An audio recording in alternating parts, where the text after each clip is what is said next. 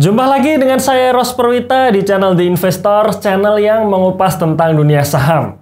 Di video kali ini kita akan bahas saham lagi, saham yang sebenarnya saham ini punya tipe resiko tinggi, ya resiko tinggi tapi juga menawarkan potensi capital gain yang tinggi pula. Nah, apa itu sahamnya? Pastikan teman-teman nonton sampai akhir ya, karena kesimpulannya ada di akhir di video ini. Cuman sebelum kita memulai membahasnya, saya ingin menyampaikan disclaimer dulu yang teman-teman perlu pahami. Yang pertama, video ini hanya bersifat informasi umum saja, alias bukan rekomendasi beli dan juga bukan rekomendasi jual. Kemudian yang kedua, pendekatan yang saya gunakan menggunakan kaidah value investing. Artinya apa? Artinya kita melihat sisi bisnisnya ya. Jadi di balik lembaran saham itu ada bisnis yang dijalankan. Dan untuk bisa memaksimalkan kaidah value investing ini maka dibutuhkan time horizon yang panjang. Yang ketiga, teman-teman perlu tinjau lagi analisanya karena siapa tahu saya dalam menyampaikan informasi atau menyampaikan analisa ada yang kelewat. Ya maklum ya, saya juga manusia biasa karena saya tidak bertanggung jawab atas segala keputusan yang Anda ambil dari video ini maupun video yang lain di channel The Investor ini.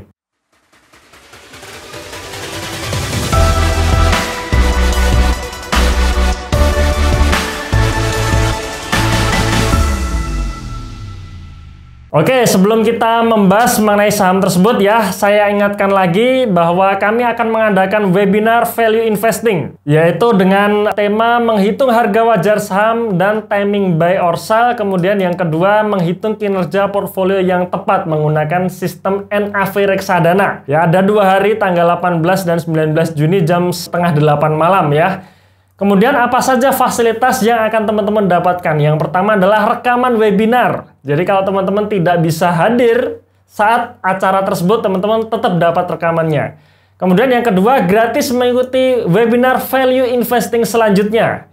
Yang ketiga, gratis ebook 15 watchlist stock. Yang keempat, ada supporting grupnya. Jadi teman-teman bisa berkomunikasi atau bisa berdiskusi dengan saya langsung di supporting group ini. Silahkan teman-teman registrasi di website ini ya, www.theinvestor.id. Hanya di website ini saja ya, jadi hati-hati dengan penipuan. Nah, sebenarnya video ini lanjutan dari video yang pernah kami upload sekitar bulan Desember lalu ya, tanggal 7 Desember lalu, yaitu dengan judul saham turnaround dan potensi naik 100% lagi. Ya, dan saat video ini diupload ya, ini ngomong-ngomong sahamnya adalah ASRI ya. ASRI atau Alam Sutra. Jadi saat video ini diupload harga saham ASRI 240 waktu itu tanggal 7 Desember ya. Nah, apa yang terjadi setelah kami upload video tersebut? Harga sahamnya sempat naik sampai 25%. Ya, tetapi di mulai pertengahan tahun ini cenderung menurun ya. Jadi belum sampai 100% sudah turun duluan. Tapi sekali lagi teman-teman sekalian ya, kita bicara mengenai time horizon yang panjang. Ya, time horizon yang panjang itu berapa lama? Ya di atas 1 tahun gitu. Nah, karena di video kemarin ya kita sebutkan bahwa potensi turnaround jika misalkan perusahaan bisa menyentuh ROE atau kinerja bagus dengan rasio ROE sekitar 10%. Nah, sekarang pertanyaannya, apakah bisa sampai akhir tahun ini ASRI membukukan kinerja dengan ROE 10% ya? Kita akan bahas. Kita langsung saja masuk ke pemilik sahamnya dulu ya, pemilik perusahaannya dulu. Nah, di sini ada satu hal yang perlu kita ketahui mengenai kepemilikan saham ASRI ya, di mana kalau kita lihat di sini di laporan keuangan terbaru bahwa publik ya atau masyarakat itu memiliki 60% sahamnya. Ya, 60% sahamnya. Jadi saat ini tidak punya kepemilikan mayoritas ya. Nah, di sini ada pemilik yaitu PT Maybank Kim Eng Sekuritas memiliki 16%. Nah, kalau kita melihat seperti ini ya, perusahaan sekuritas bisa memegang saham, itu artinya ada salah satu pemilik pengendalinya itu sedang merepokan sahamnya. Ya, jadi kalau kita lihat di sini kemungkinan adalah PT Argo Manunggalan Development ini ya. Ini adalah pemegang mayoritas, cuman kepemilikannya direpokan ke Maybank Kim Eng Sekuritas ya. Inilah yang menyebabkan akhirnya kepemilikan publik mencapai 60%. Kemudian kita langsung masuk ke laporan keuangannya ya, ke kinerja perusahaannya. Per kuartal 1 2021 kinerja perusahaan sangat bagus menurut saya ya, kenaikannya signifikan baik dari pendapatan ya, pendapatan laba bruto maupun laba bersih.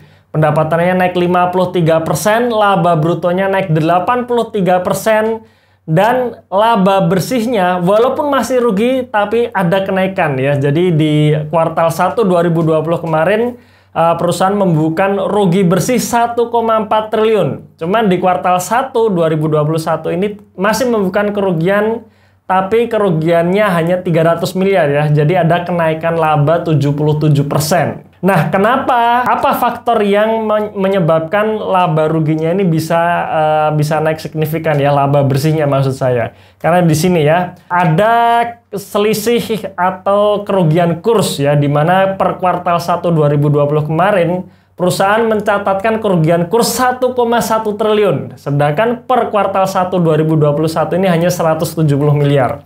Nah, kenapa bisa membukukan kerugian kurs sampai 1 triliun? Ya, karena perusahaan memiliki hutang yang sangat besar dalam bentuk mata uang dolar. Ya, di sini kita lihat dari di sisi liabilitas perusahaan ya. Jadi perusahaan memiliki utang obligasi sebesar 6,7 triliun rupiah ya. Ini untuk jangka panjangnya, untuk ditambah dengan jangka pendeknya kurang lebih 6,9 triliun ya. Dan ini adalah hutang obligasi dan dalam bentuk mata uang US dollar.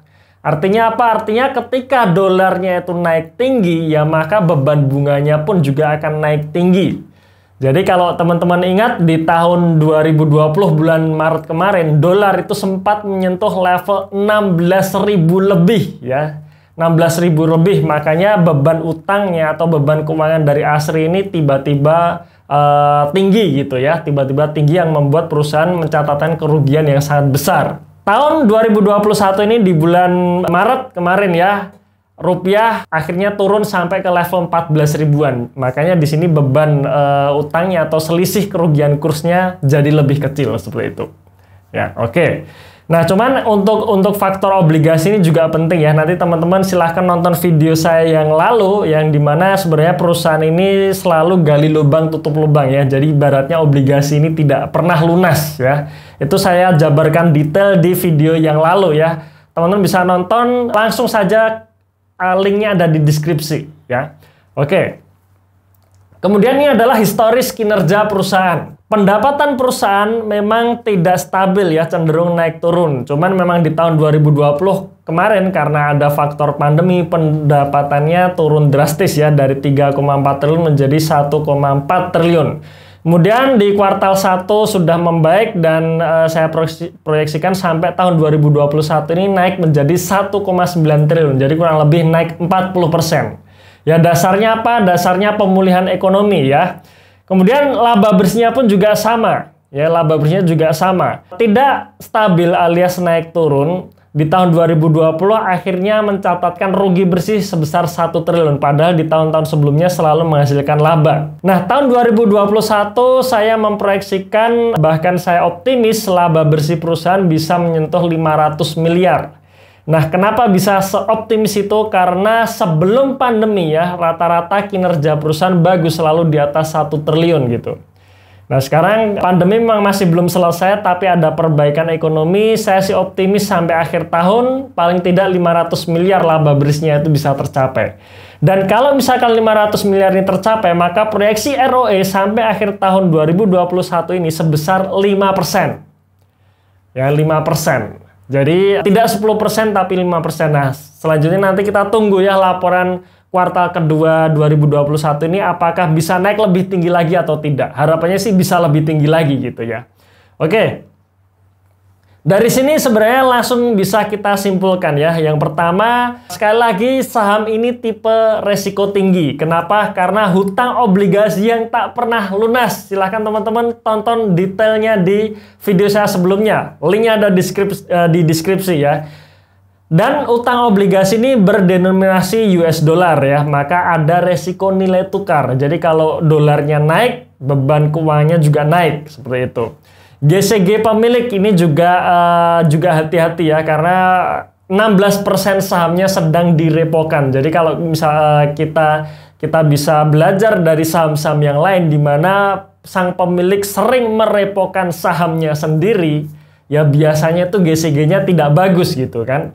Nah, termasuk ASRI ini gitu. Nah, tapi yang kedua ini juga menarik karena valuasinya murah ya. Jadi kalau di harga 190 saja itu menunjukkan PBV hanya 0,4 kali. Jadi masih sangat murah. Kenapa murah? Karena ya resikonya tinggi gitu. Kan biasanya saham-saham yang punya resiko tinggi biasanya PBV-nya murah-murah semua gitu. Nah, apa skenario yang bisa kita proyeksikan ke depan nanti? Yang pertama, kuartal 1 2021 kinerja perusahaan naik signifikan. Jadi walaupun masih rugi tetapi naiknya sudah signifikan. Ada potensi untuk menjadi saham turnaround ya. Kemudian jika proyeksi tercapai, yaitu ROE menjadi 5%, maka terbuka peluang untuk menjadi bagger. Ya ini sangat terbuka karena begitu perusahaan mencetak laba bersih yang sangat tinggi, biasanya ditambah dengan nantinya ada sentimen positif dari sektor properti, nah biasanya di situ sahamnya akan naik gitu, akan rally. Yang ketiga, harga 400 katakanlah ya, harga 400 saja kalau misalkan harga ASRI naik menjadi 400 itu masih menunjukkan PBV yang 0,8 kali gitu. Jadi masih termasuk murah ya jika memang benar-benar kinerja perusahaan makin bagus ya, dimana perusahaan tidak gagal bayar utang, kemudian pendapatannya laba bersihnya naik signifikan, hutangnya makin mengecil dan sebagainya, maka potensi untuk rally ada. Dan kalau misalkan rally sampai 400 pun itu masih PBV 0,8 kali. Jadi masih cukup murah. Kenapa saya bisa seoptimis itu? Karena kalau kita lihat track record atau historis dari harga sahamnya ini pernah menyentuh sampai bahkan sampai di angka 500 sekian tahun 2016 ya. Tahun 2016 ini juga tahunnya properti. Jadi waktu itu properti sedang booming. Kemudian ekonomi waktu itu juga berbalik arah ya. Jadi tahun 2015 itu sempat terjadi krisis finansial. Kemudian akhirnya membaik, sektor properti membaik, sektor properti mencapai booming-boomingnya dan harga saham ASRI naik sampai di 560-an gitu.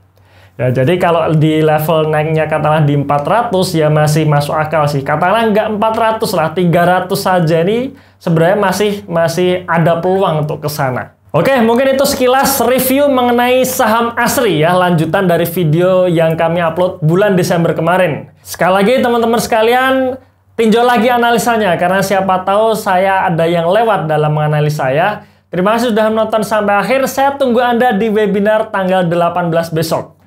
Salam Passive Income.